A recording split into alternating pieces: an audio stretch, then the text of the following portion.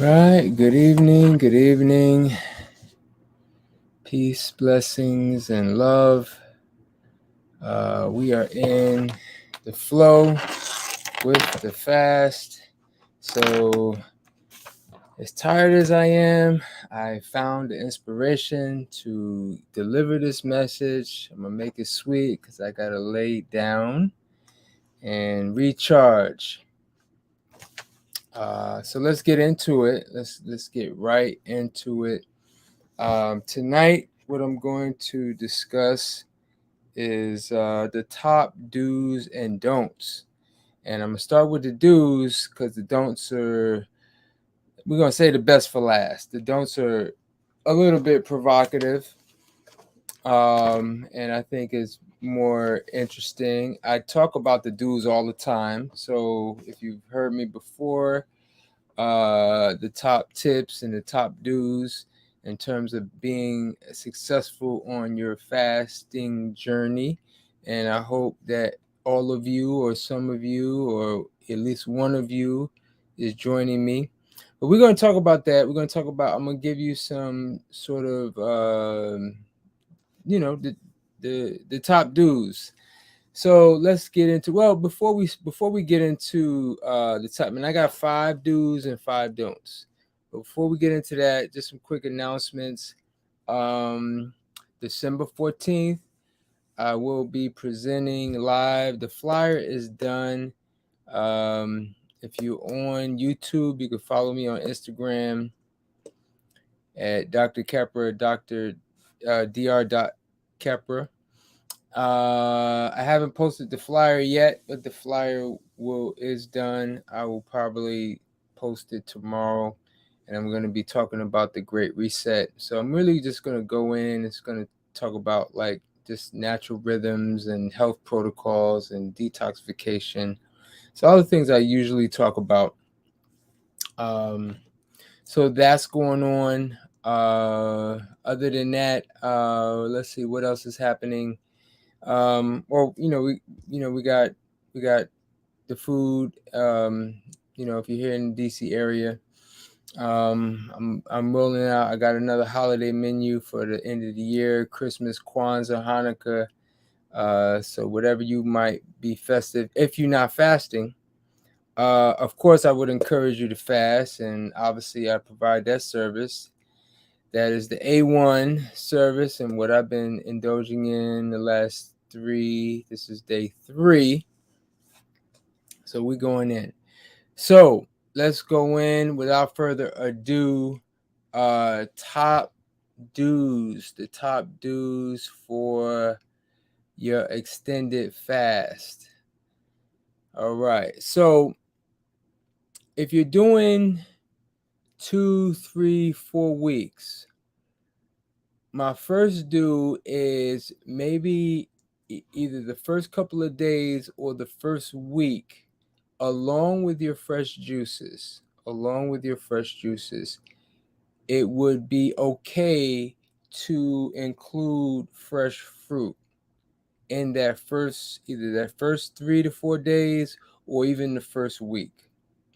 Well, why is that? Well, one, I mean, it's similar to really just like if you're doing the smoothies, and I talk about that as well. So fruit, smoothies, and juices. Most of your fruit, and I'm talking about high moisture fruits. I'm not talking about avocado, um, or any of the savory fruits. Is really more of the sweet, again, high moisture fruits. Right now in season is the citrus. We got persimmons,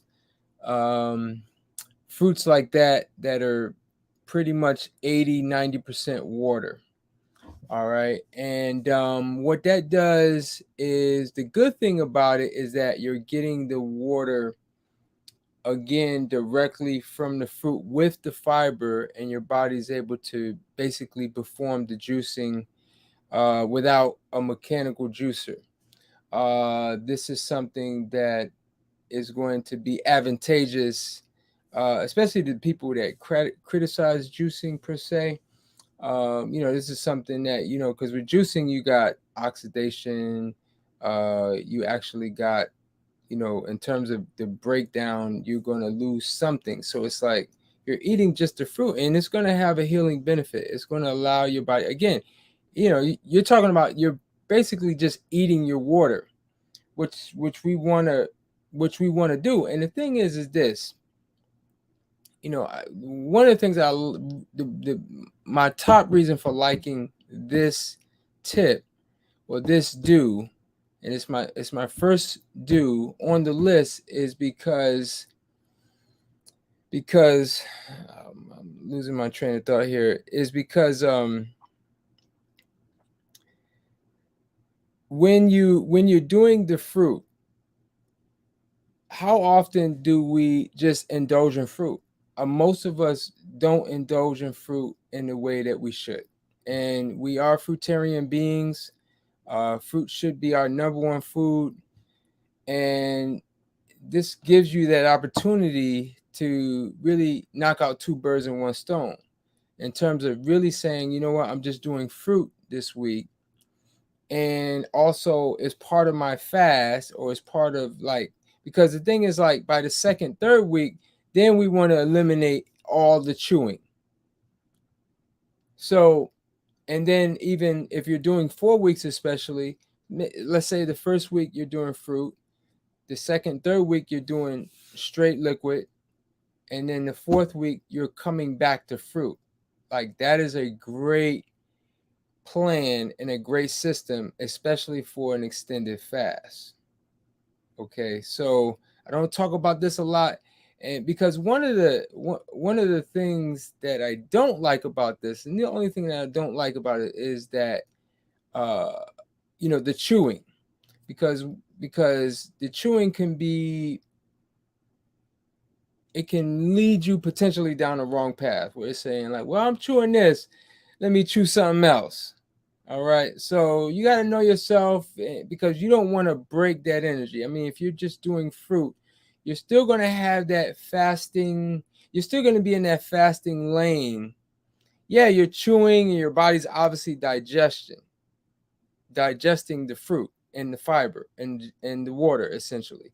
However, it's not anywhere near close to eating a big salad, or anything, or eating like some nuts, some seeds, or anything that is going to really slow the digestion down, and really call on the body to do some heavy duty lifting as far as digestion is concerned. So that's the first do, as far as my top do's. The second one, and again, I talk about this a lot, especially this time of the year. This by far, if you live in the the inside of the inner equator, as I call it, as a flat Earth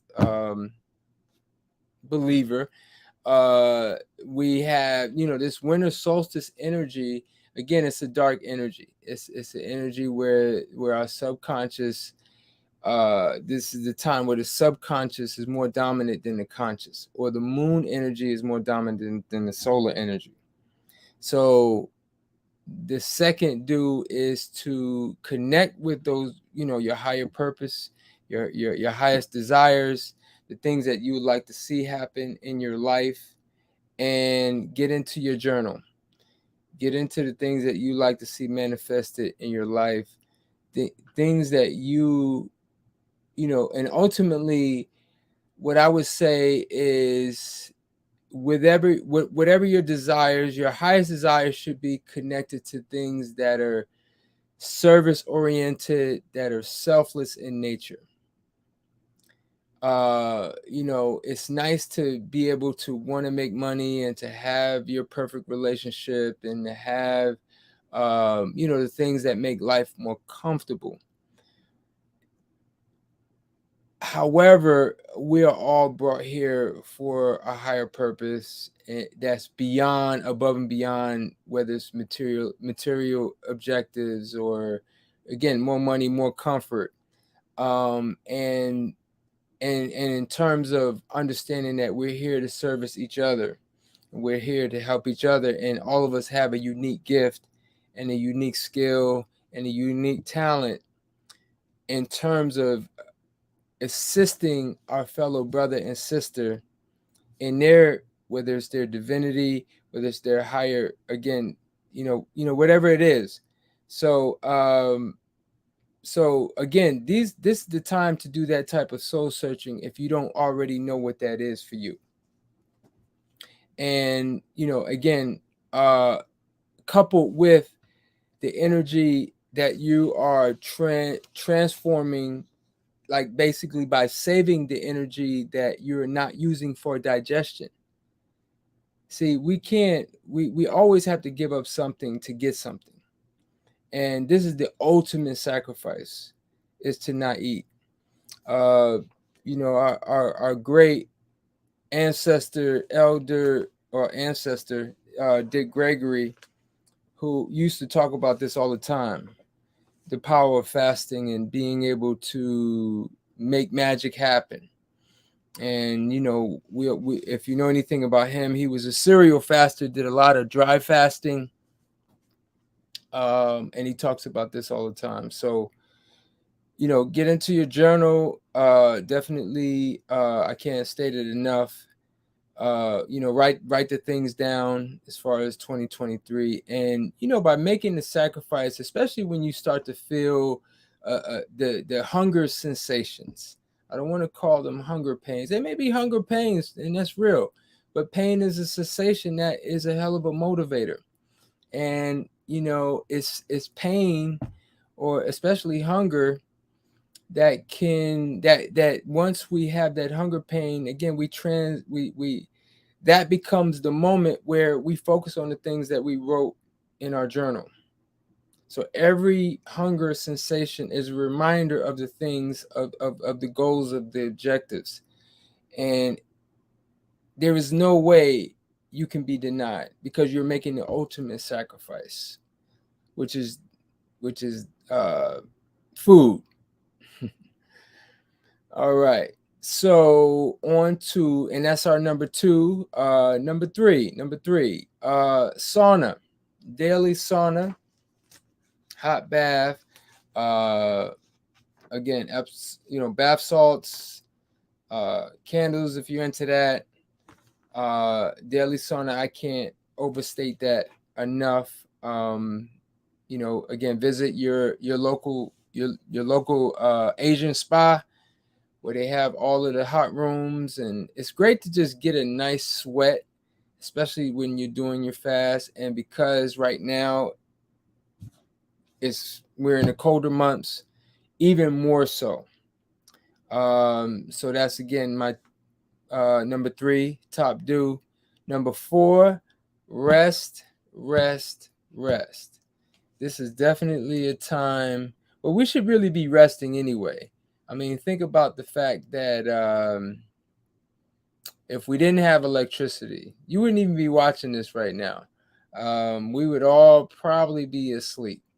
And the thing is that, even though I can appreciate electricity and technology and, all of the conveniences that it provides, this is definitely the time that we should be really resting. Resting is, and again, this is really also to piggy on the actual fasting, is that this is a recharge period. And just like we go to sleep to recharge the battery. And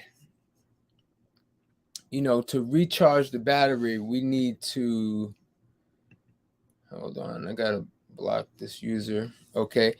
To recharge the battery, we gotta rest. And we're recharging the digestive system by not eating. So in essence, the body is obviously correcting itself. It's also detoxing, but it's also recharging. And the more we can rest during this time, these next couple of weeks, the better off we'll be for 2023. That rhymed. That was dope. All right. And then my last do is, and again, I've talked about this and I don't want to get off on it, but consider doing, if you haven't been doing it, and I've encouraged some people to do it, and they're doing it, and they've been telling me like some super fantastic testimonies, is your urine. The urine is your own water. It is not a waste product. It is your perfect medicine that you produce for free every single day. Um, Especially when you're doing this type of fast, your urine is going to taste better. If you're used to drinking your urine, when you're drinking coconut water, fresh juices, um, even just doing fruit and smoothies and things like that, your urine is going to taste really, really good. And I'm not just saying that. So that is my last tip. Again, I have, a video on urine, just on urine, and talking about the benefits and why it is not waste, but it's actually your own perfect water that you make every day. We swam in it for 9 months before we entered the world. So there's got to be something there. All right. So let's get into the don'ts. The don'ts, I think, are gonna definitely be a lot more provocative and maybe even more interesting. It's not the things that I have mentioned, but I don't talk about as much as the do's because I'm, obviously keeping it positive. So my first don't is no enemas, no colonics. Um, uh, with the enemas and the colonics, ultimately we want to be able to allow our body to eliminate when it is ready. If we're bringing in that water from the back, we are basically forcing the body to respond when the colon could be wanting to rest. Yes, there could be elimination that needs to come out, but it's almost like telling your body saying like, okay, I need it to come out now. And the body's like, well, I was trying to do this before I was trying to do that. And the body has a intelligence that we don't respect, and we almost are telling the body to saying like, okay, I need to bring this water in. And what it's doing is really handicapping our own ability to handle its waste. So no enemas, no colonics. um if you drink enough, again, of this living water, and that leads into my number two, is no water. Now, obviously, I don't mean no water, as in a dry fast. I mean, no, I'm not a fan of spring water. I'm not a fan of distilled water. I'm not a fan of any of these waters that come in a bottle, other than the waters that we produce. But essentially, again, store bought pipe water, all of these things. So, again, no enemas, no colonics, no water. um the other problem with water, when I started on this path in the year 2000, so it'll be 23 years I've been doing raw foods, living foods, fasting. Though that first year I was doing cereal water fast. I would fast for a week, I would fast for a couple weeks. Sometimes it was distilled water, sometimes it was spring water. Sometimes I'd go back and forth, and I was always disappointed. Not during the fast. When I was doing the fast, I could feel my body, detoxing. I could feel all of the fasting ups and downs, and etc. etc. Obviously I would lose weight and all of that, which is expected. However, it was always a problem breaking the fast. Um, I know it was like once I came back to food, it was very difficult to come back to food. And when I came back to food, I would overindulge in the food. So I became really disenfranchised with fasting, period. of course, I wasn't knowledgeable about doing, like, say, a coconut water fast, um, and or a juice fast. I mean, obviously, juice fasting has been around for a long time, even before I was doing it. I was familiar with that, but I was thinking like, oh, I want to go to, the most powerful, what I think at that time, what was the most powerful and most effective and efficient fast, and that's no juice, just water. And I had a lot of problems with that, so I don't recommend. And I've seen it happen with other people as well. Now, all of us are different, and if you find success with water fasting, then good for you. I just I my experience has been different, and I've just found when I discovered coconut water, and not just coconut water, just drinking coconut water. I mean, I've been drinking coconut water as long as I've been doing this lifestyle, but I never thought to say, oh, let me fast on coconut water. And once I had that experience, that was a game changer. It was very similar to once I started doing the urine, that I could feel it immediately. It was a game changer.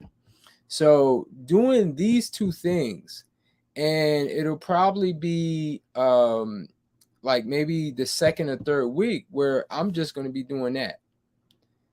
Not even any other juices. I'm gonna be doing just coconut water in my urine, and really just that for at least a week. So that's how I'm gonna do it. It's like I'm stair stepping in and stair stepping back out.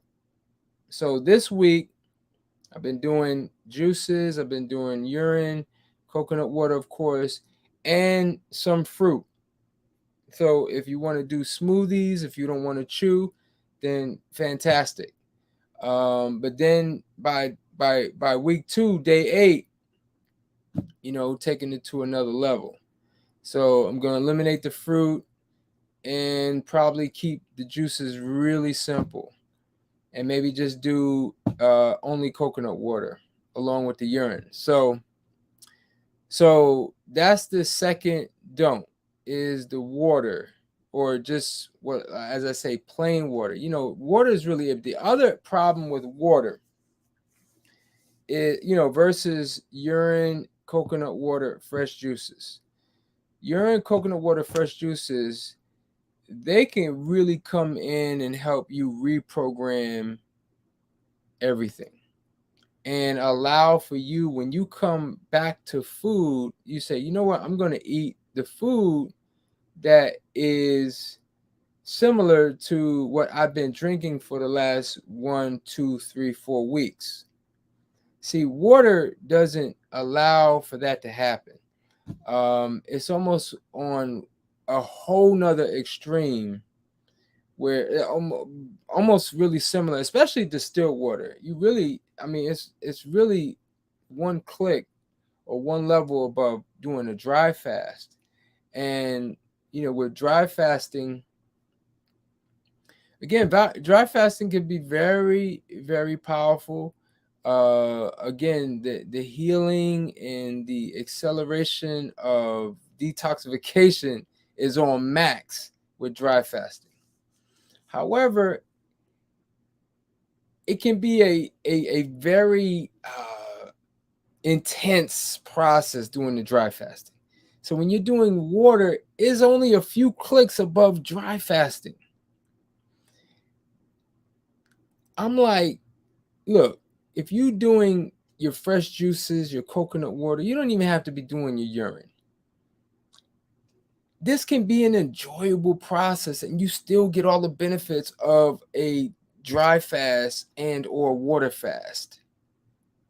And it's going to allow the cells in the whole body to be reprogrammed.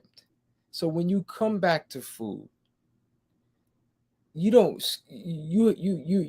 even better, because again, drinking the water is not going to allow, it's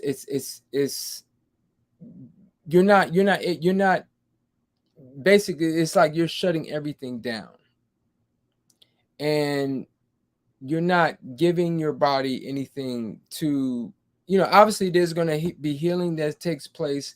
But what I see with people that do water fast, they pretty much go back to what they was eating before they fasted. And that's another thing. We all can improve, because anytime you go into, especially an extended fast, there's some improvement you want to make on the other side of that fast. You say, well, I'm eating too much of this. I'd like to eat less of that. So that's another thing that you want to bring into while you're fasting is like, okay, I'm going to improve this, or I'm going to get rid of this habit. And doing coconut water, fresh juices, your fresh urine I would make a strong case in an argument that you are going to be way more successful getting rid of those false cravings with doing juices. And you're enjoying, I think fasting should be an enjoyable experience. If you're doing dry fasting, water fasting, it's just not going to be as enjoyable. You're drinking, if you're drinking water, the taste of water is just not. I know some people are used to drinking a lot of water and they come to enjoy that taste. But nothing compares to, like, when you really get used to drinking coconut water. You cannot go back to that water. I'm telling you, the sister I had, she did my juice fast for 42 days. She said, after that, she couldn't go back to drinking water because she was drinking lemon water for almost 2 months. And only that. So, no water. Number 3, no herbs. I get that question all the time. What herbs or what supplements? No herbs, no supplements. We, this whole ideology, this whole philosophy is that your body has pretty much everything it needs. Obviously, when we're feeding ourselves, there's things that we need that we get from the outside that we need to bring in nutritionally. Granted. But when we're trying to rest, we're trying to recharge, we're trying to eliminate. We cannot Now, herbs can be stimulative in terms of exciting the eliminative process or the detoxification process, and I get all of that. But again, that is stimulation. That is not healing. Healing happens when it only happens one way, and that's our own body. Our body has the God intelligence to do its own healing in the proper way, in the proper time. We have to get out of its way and trust the process. Herbs and supplements and these things, while they have a place, they don't have a place when you're regenerating yourself, you're recharging yourself, you're allowing your body to do what it already knows how to do. Bringing in the herbs, bringing in the supplements and these things again. And again, these things cost money. And it's like we cannot build and cleanse at the same time. It's just those are two processes that go against each other. All right, so that's number 3. Number 4. Now, when you're fasting, you're going to go through ups and downs. And one of the things that even happen, it could even happen within a 24-hour period. I know for me personally, I'm going to feel super duper strong in the morning. Like, even like right now, I'm feeling really weak. I need to lay down. I need to go to sleep and recharge. But in the morning, I'm going to feel brand new, especially since I haven't eaten. So it's like your rest becomes that much more. When you do rest, it's like you really get rest because your body is, my body has not had to do any heavy duty digestion during these last, I guess, 18 hours that I've been awake. So the thing is, in the morning time for me, again, I feel so much energy. I feel light. I feel loose, and I feel like I can run through a wall. However, my fourth top don't is not to overexert yourself. Remember, this is a rest period. This is a rejuvenative period. You can get really excited. I know I have in the past where I've either overworked myself or I did some kind of crazy workout. Now, I'm a big fan of yoga during a fast, uh, and I love hot yoga, but doing, you just got to be mindful, because hot yoga especially can be very exertive. You can lose a lot of sweat, a lot of electrolytes, and obviously you would be hydrating yourself, but it can be a lot especially if you're in week 2, week 3, and you're doing intense hot yoga sessions or trying to run I mean, and again, you may feel so much energy, because sometimes, again, once you start clearing these pipes, and the blood is moving like extra smooth, like a super highway, again, thoughts is clicking, I mean, everything is feeling good. And this is what you can expect once you do this, especially if you're doing this regularly as a lifestyle. You don't want to get, again, you don't want to get into, you don't want to fall into the trap of overexerting yourself. All right. And last but not least, saving the best for last. Just like we are not eating, I do not recommend having sex and or masturbation during a fast. Um, you know, when I think about sex, I always equate it to food. Food and sex and food. It's almost, to me, one and the same. Um, as far as as beautiful as sex can be, intimacy, especially with your partner, your loved one, your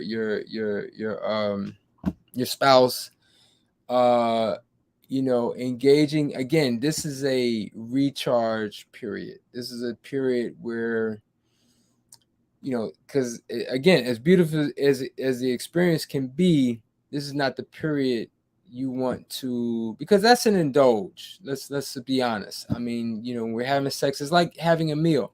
We're indulging in that. And again, as wonderful it could be, it could even be,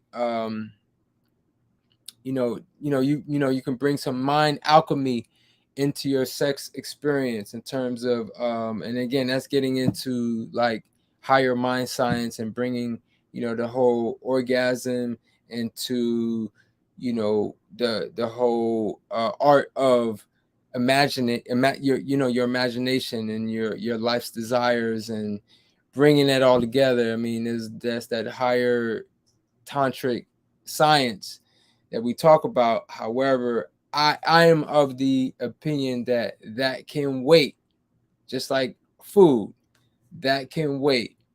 And I feel like you'll be better off in the end for it. And that's another thing too, because just like I mentioned, as far as the overexertion and how you can really fall into a trap of really over exercising yourself, because again, you feel so good, you feel so high as a kite, everything is flowing. That's also going to could translate into a higher libido, and feeling like, oh wow, I need to get it in. Or for the men, for the brothers, um that extra flow into that area. Again, you can wake up in the middle of the night and be hard as a rock and ready to go. So that happens. I mean, men, as we age, we know the testosterone, and that doesn't happen as like when we were teenagers. But um, you know, my advice, my suggestion is, again, is to recharge the battery. You know, I read something. I saw a post about how uh, electric cars, or the batteries in electric cars, do not. You know, the energy. You know, batteries do not produce electricity. They store that, and that energy is produced and stored in that battery. So during this time, we are recharging our batteries so that by next year we can be, full steam ahead. Full steam ahead. So that's my spiel for the evening. Um I want to thank y'all for coming through and checking out the stream. If you have any questions, I'll take some questions.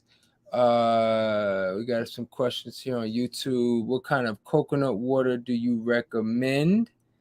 Well, if you can get the fresh green coconuts, that would be the top number one ideal.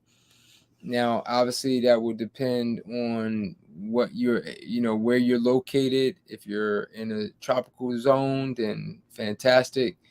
You can do that. You should be able to get, and I would recommend at least a half gallon a day. Um, and you could do upwards to a gallon. But a half gallon, if you're doing other juices, a half gallon, and or urine, a half gallon should set you straight. If you're doing only coconut water, I would say 3/4 of a gallon to a gallon every day. And I love to add just a little bit of lime to mine. I just love lime, especially in the coconut water. I'll drink it straight, but I really, that's my preference, is to drink the coconut water with a touch of lime. Um, so that's what I recommend. Now, let's say you can't get that, you can't get the green coconuts. What about like the Thai coconuts? I don't like the Thai coconuts, but I mean they will do the job.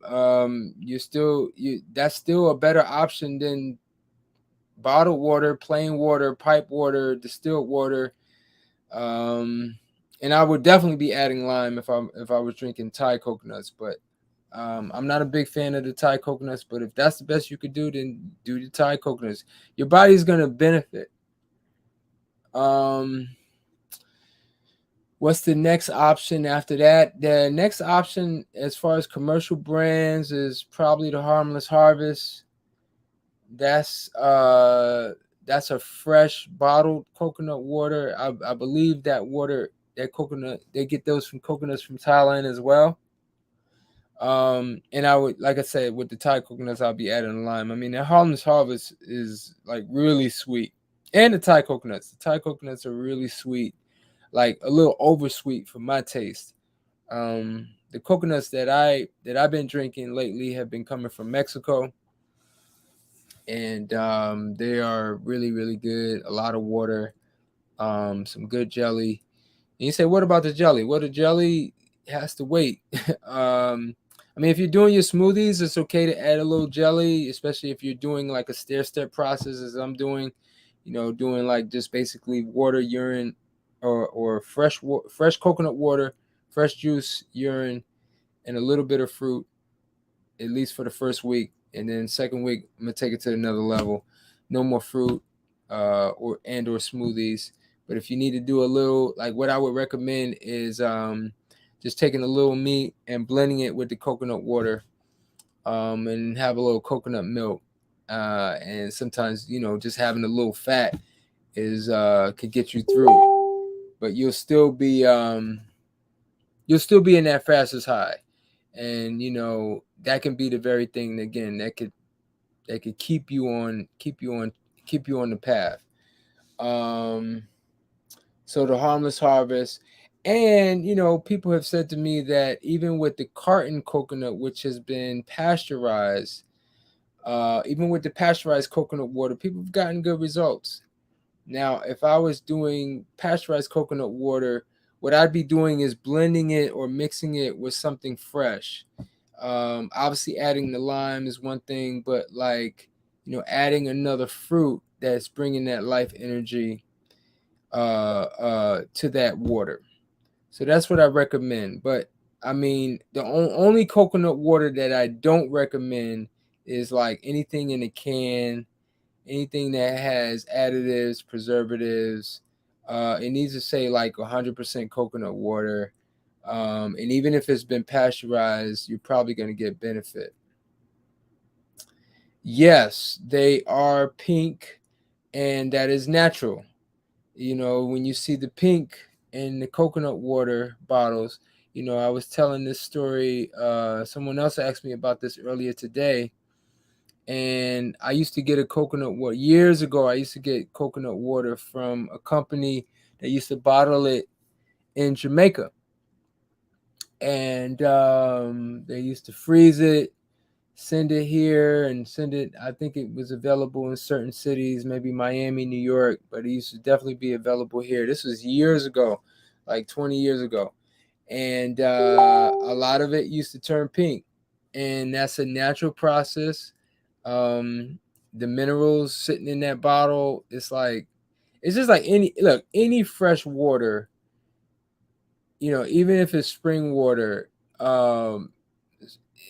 again, by the very nature, it's a living entity, and something should happen over a certain period of time.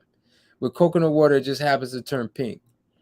Again, it still has a sweet taste, and it still has you know, the energy, the electrolytes, the potassium, all of the things that make coconut water what coconut water is and how you can benefit. I mean, look, we live in these urban cities, and you know, we're not out here in the bush climbing the tree, you know, so we make we're compromised, period. So we're not going to be able to enjoy things as nature should be giving them to us. And you know, coconut water is one of those things. So it's the best you could do is Vita Coco or any of the other commercial brands that come in as cartons, then that's the best you could do. You're still going to benefit, and it's still a better option than any other bottled water.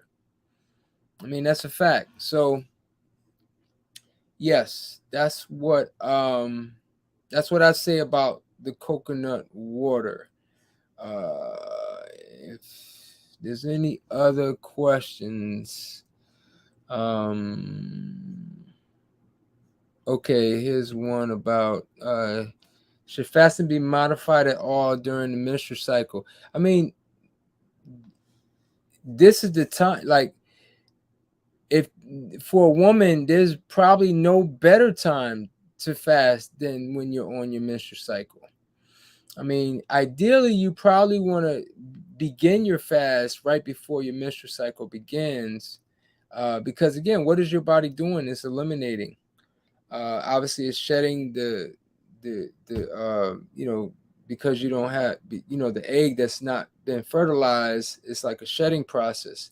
But what happens is that you know, the body uses it especially if you're, you know, been building up a lot of excess and a lot of toxins in the body, then that becomes a detoxification event when it's really just release of an unfertilized egg.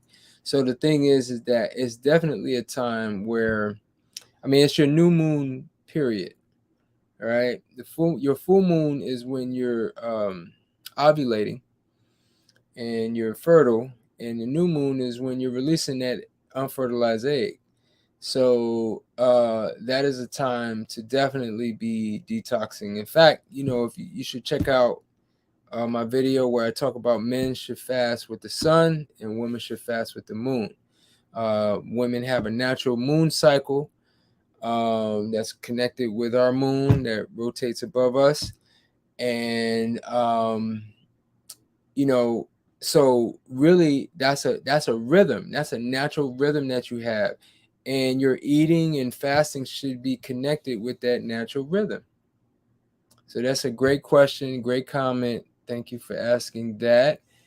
But again, really to sum up everything, and let's review our top do's and top don'ts. The top do's is you know, I mentioned fruit. if you want to add fruit or your fresh juices, fresh coconut water.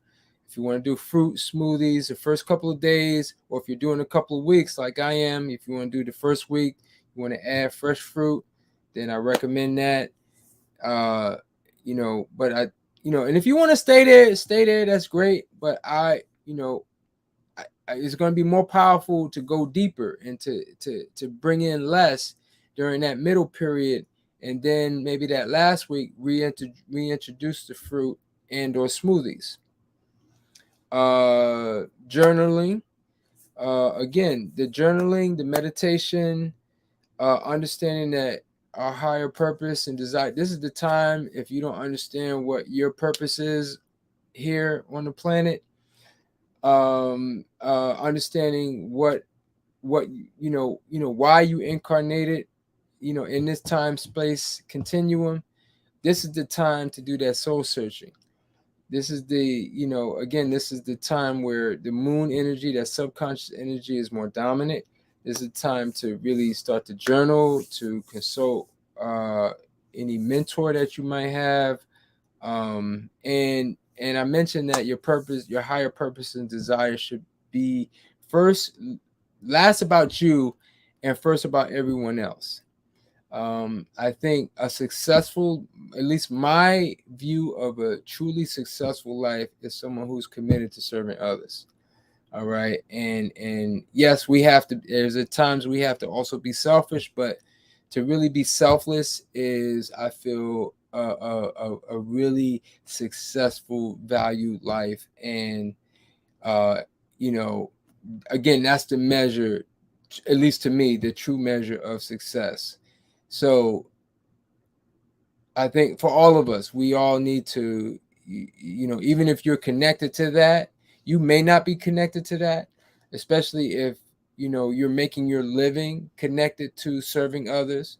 And even if, let's say, you have a government job, you're still, you're servicing everyone through the government.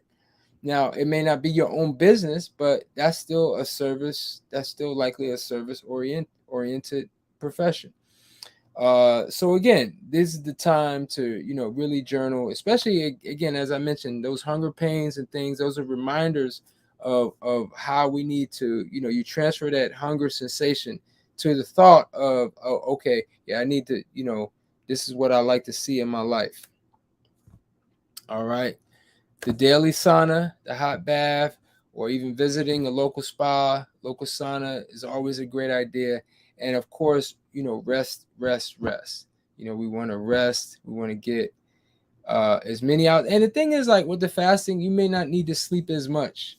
That's the ironic thing, is that, you could probably get by on 4 or 5 hours, because again, your body has less energy. But the thing is, like, we don't want to fall into that trap of doing more because we have more energy. We want to really get into the rest. We want to recharge during this time, and this is the time to do it. If my last do is, especially during this time, the urine is super fantastic. Doing coconut water, fruits, the urine tastes really, really good. Definitely much better than when I'm doing vegetables and savory and fats and things. I mean, I still drink my urine regardless, but it tastes really, really good, really fresh. It's always fresh, but yes, that's my my last do. And the don'ts, again, overexerting yourself, no enemas, no colonics, no herbs, no supplements, no pipe water, no spring water, no distilled water, and no sex, and definitely no masturbation. So those are my top don'ts. If you're just tuning in or you haven't seen, you can go back and I go through them all. So yes, I gotta go. It is 12:03. I gotta go lay down, and I want to appreciate y'all. If you're on YouTube, like, share, subscribe. You can follow me on Instagram. I'll be posting about the event that I'm doing next week. Yes, next Wednesday, the 14th. I'll be at the Line Hotel. It's a community center that's connected with the Line Hotel. That's where I'll be at. We'll be having some juice libations, and I'll be talking about the Great Reset. Not the Great Reset that the World Economic Forum is planning, the reset that we all have to do within ourselves. So be discussing all the top health protocols and talking about just coming together as a community should. All right. So again, here on YouTube, like, share, subscribe to the video. Y'all can share. I'm gonna save this live. Share it. Do what y'all do. Appreciate y'all. Love y'all, and I will see y'all probably in a few days with a fasting update. So happy fasting. This is a beautiful time, probably one of my favorite times of the year, even though I don't like the cold. Definitely my favorite time because I just, not eating really simplifies my life, and this is the time. So peace, one love. I will see y'all in a few days.